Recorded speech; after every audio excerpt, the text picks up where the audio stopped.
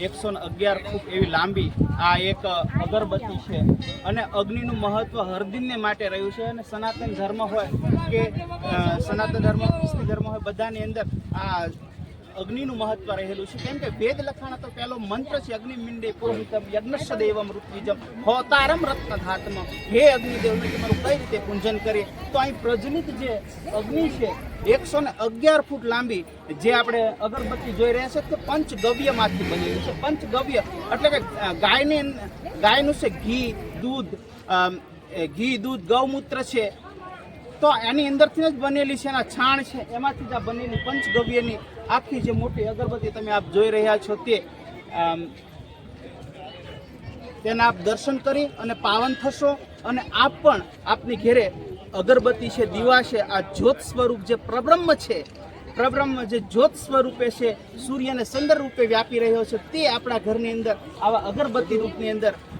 દીવાની જ્યોતની રૂપની અંદર આવતા હોય છે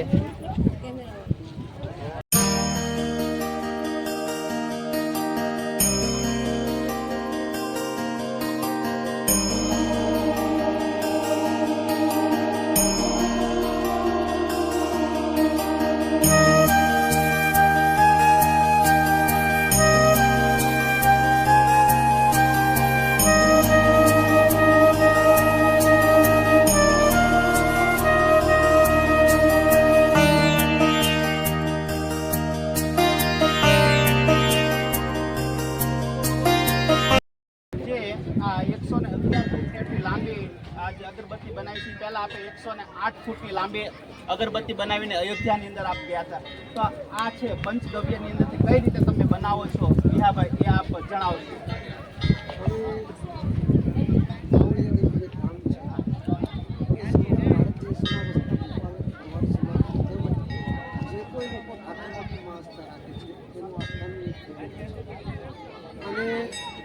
આ પાવન ધરા ઉપર જ્યારે આટલું મોટું ભવ્ય શિવપતિ હોય અગરબત્તીની પ્રાણ પ્રતિષ્ઠા હોય ભાગવત કથાનું આયોજન હોય અને આપણી સંસ્કૃતિ